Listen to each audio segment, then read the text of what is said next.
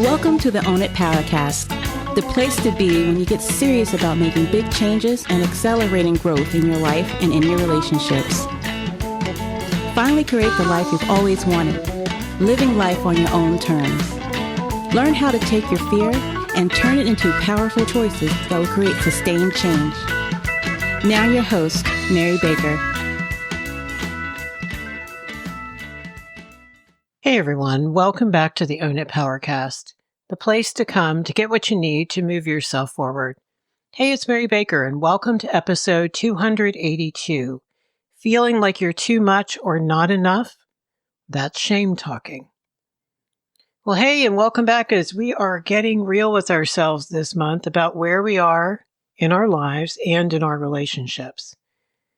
And today we're going to be diving into what I think is an incredibly important and often misunderstood topic, and that is shame. Specifically, I want to look at why shame seems to stick like glue long after the original experiences that created it. And I'm going to be drawing the work of one of my favorite people, Dr. Janina Fisher, a clinical psychologist and a trauma expert who has done profound work on how shame operates as a survival response. I have talked about her in the past. I think she's crazy good at what she does. Dr. Fisher explains that shame isn't just triggered by failure or criticism, but paradoxically by success, self-assertion, self-care, and even feeling proud. Why? Because shame at its core is really a deeply ingrained survival mechanism. It's wired into our nervous system just like fight, flight, or freeze. And until we recognize it for what it is, it just continues to shape how we show up in our lives, in our relationships, and even our own self-worth. But before I get into that, I want to also remind you that if you need more help around getting healthier and you want a solution-focused, positive approach, make sure you sign up for a Power Hour with me. Check out the courses that I have links to in my show notes.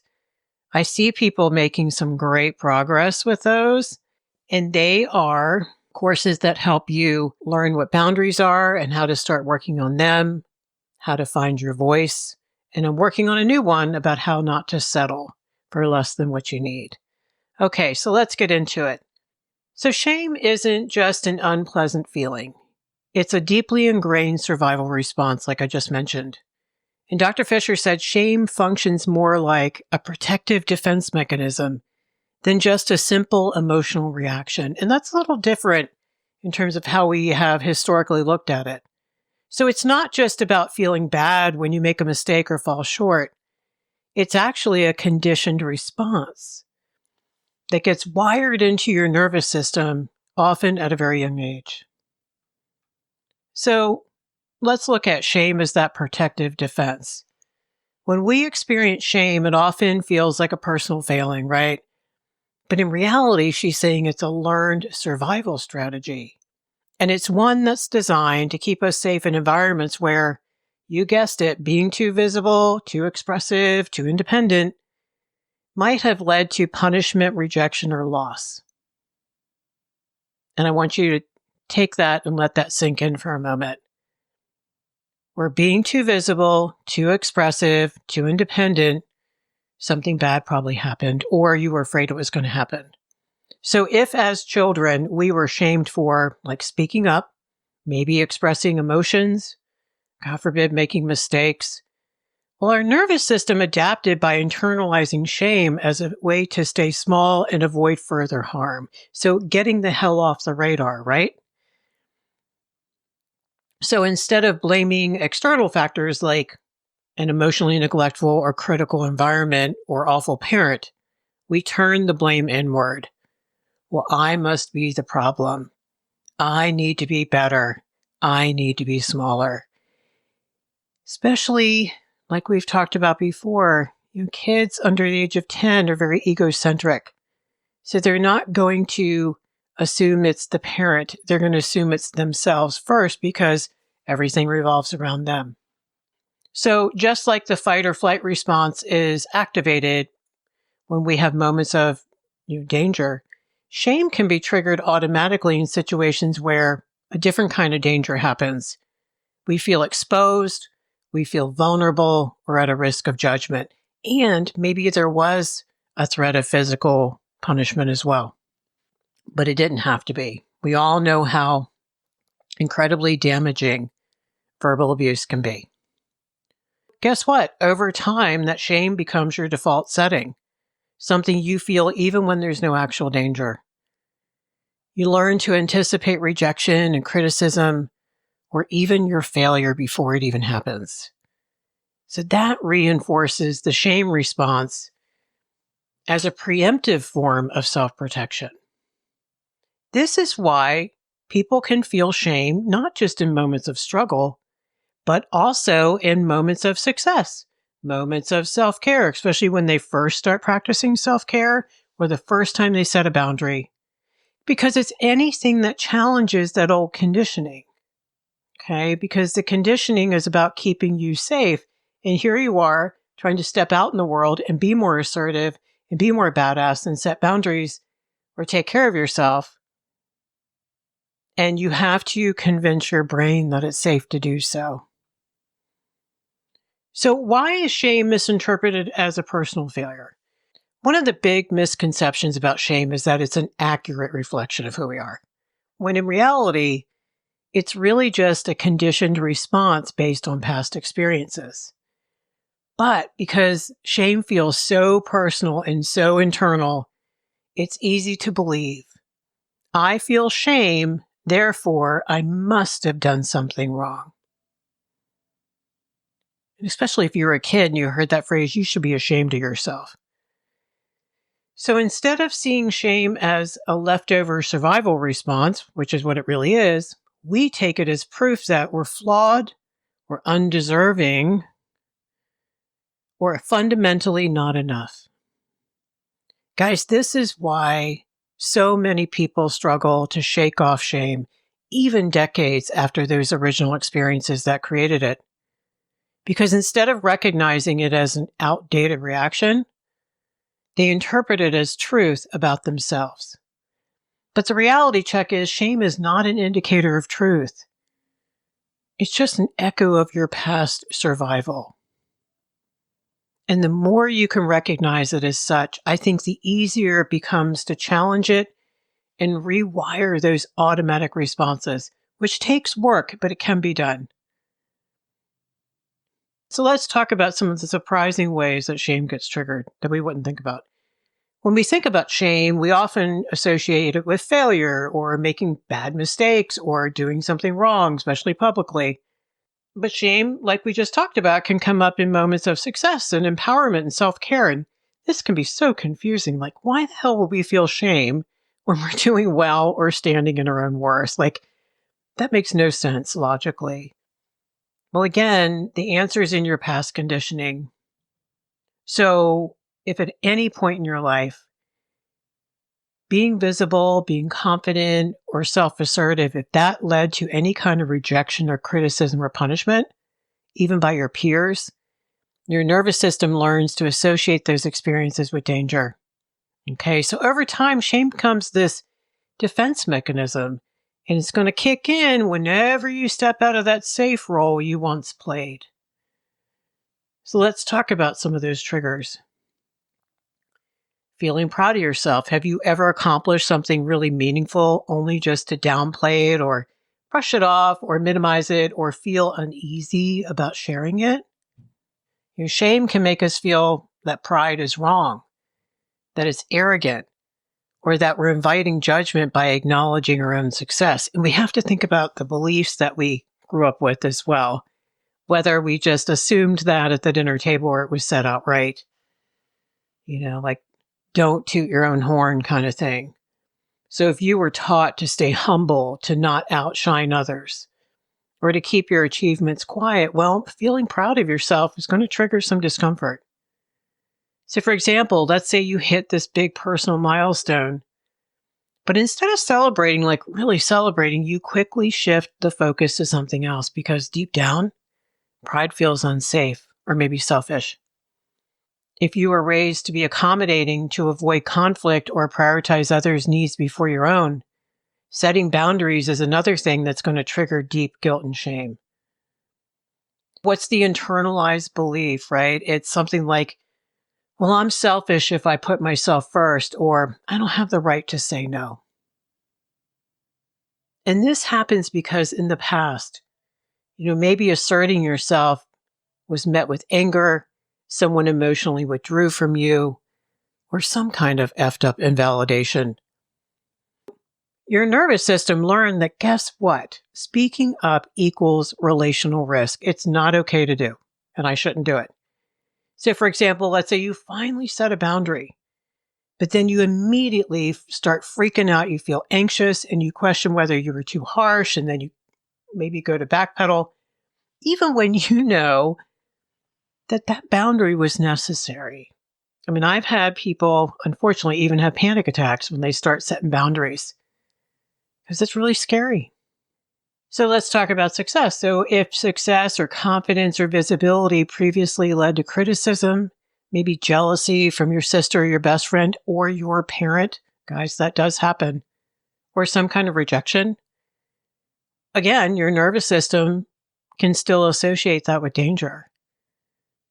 So what's the underlying subconscious belief? It's, well, if I stand out, I'm going to be judged.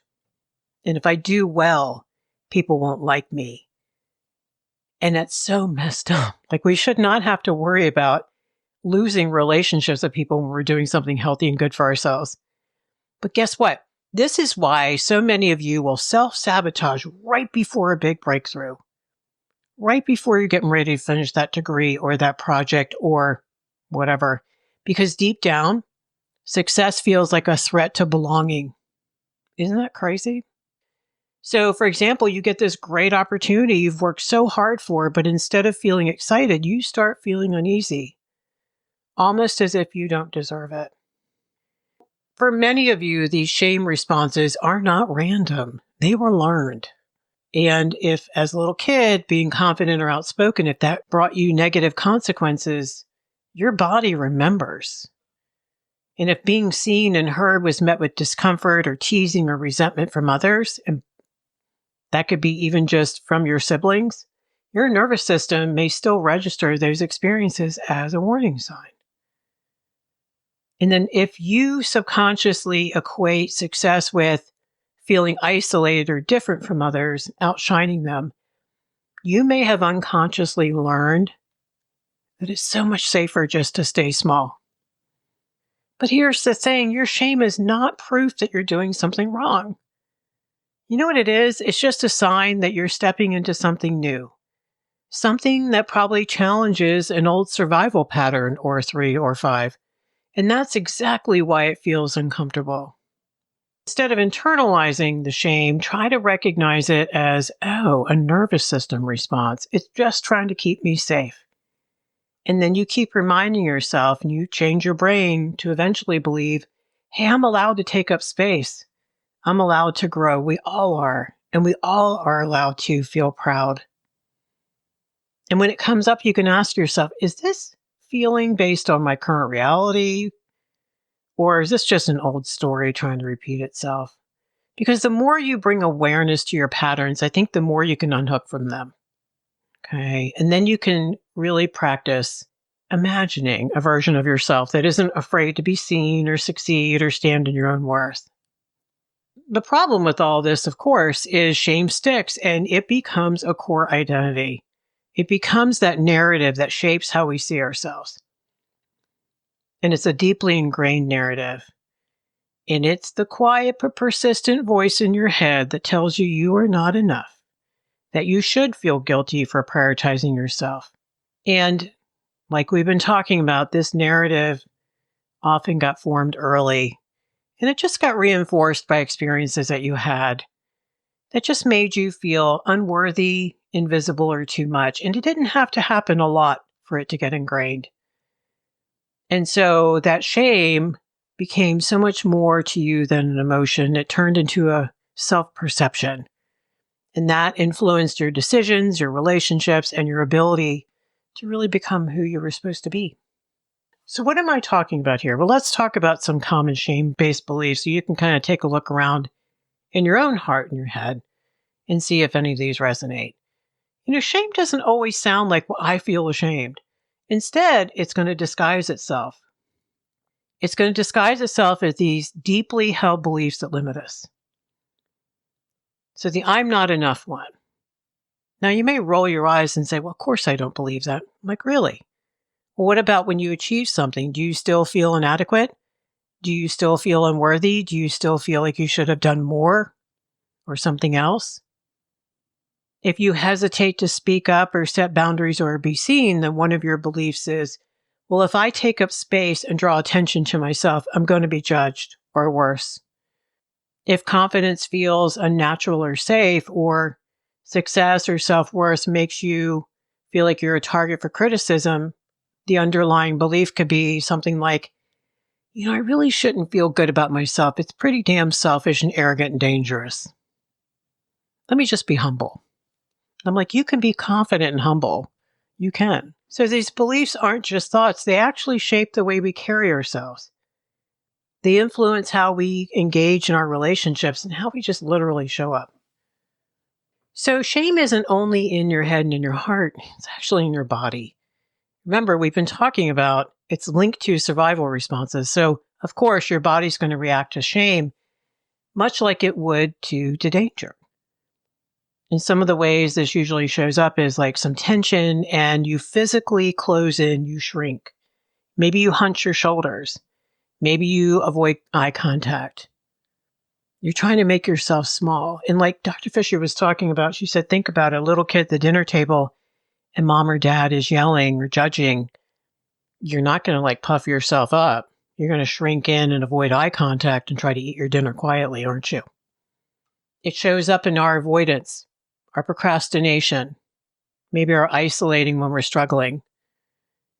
Maybe we're just trying to deflect attention away from ourselves and focus on other people.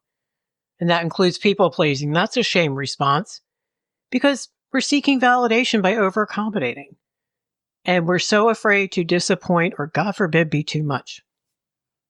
And of course, it shows up in our self-sabotage. Because think about it, blocking your own success, your happiness, and your confidence would make sense because it feels wrong to have these things. So if you notice your body like automatically reacts with tension or avoidance or guilt when you set a boundary, when you feel proud, or maybe you put yourself first, that's your shame just working at a nervous system level. It's just a conditioned response. It's not a reflection of your worth at all. In order to break free from the awful grip that shame can have, we got to recognize it for what it is, and that's a story, not a truth. It's not a truth. I want you to start working on or getting back to challenging the belief. So when you get that little whisper that you're not enough, say it's who? And where did I learn that? And is it actually true? Notice your body's reaction. If you start feeling yourself like physically shrinking or looking away, try to breathe, try to sit up and claim some space. Just be grounded. And then lots of self-compassion. Replace that criticism with kindness, please. Talk to yourself like you would a friend. You can still be honest. You can say, I'm not proud of what I did today, but I can work on it. Because here's the wonderful thing. At the end of the day, shame only has power when you believe it. And the moment you start questioning it, it starts to loosen its grip. And a big part of that is rewriting the narrative. And I know that shame can feel like an undeniable truth. But here's reality. It's not the truth about who you are. It's just a learned defense mechanism, something your nervous system developed just to keep you safe. And what's great about that is that if it was learned, like Dr. Fisher said, it can also be unlearned. Shame is not proof that you're broken or unworthy or too much. It's simply a coping strategy, and one that likely formed a long time ago. From painful experiences, and that's where I want you to just love on yourself and be compassionate, maybe even have some tears around it. Maybe journal, share with a friend. Because instead of saying, what is wrong with me? I want you to instead say, where did I learn this? Do you see the difference? There's a huge difference in where did I learn this, because that assumes, hey, I'm a good person. I just learned something that's just really wrong, like the earth is flat kind of wrong. And then you want to ask yourself some things. Did I grow up in an environment where maybe self-expression was criticized, even if so subtly? Was I ever made to feel selfish for prioritizing myself? Could my family even handle it? Was success or confidence met with jealousy, rejection, or punishment? When you see shame for what it is, it starts to hold less power over you. Talk to yourself with self-compassion, kindly without judgment. Recognize that mistakes and imperfections, they don't define you. They make you human. We're all human. And you have permission to exist and to have needs without guilt. The more you replace that shame with understanding and kindness, the weaker its hold becomes. That's why affirming stuff does help. You just have to really do it early and often and consistently. So I want to talk about a few things body-based you can do too, which really helps. Because you feel shame in the body through like your tension, your heart rate going up, your shrinking, your avoidance, your freeze response, it can't always be healed with words alone, just like trauma can't. It requires a physical shift as well. Looking into, and YouTube's a great place to find some grounding exercises, expanding your posture, movement and release, maybe somatic stuff that you can do, like walking or stretching or dancing can really help release shame's grip.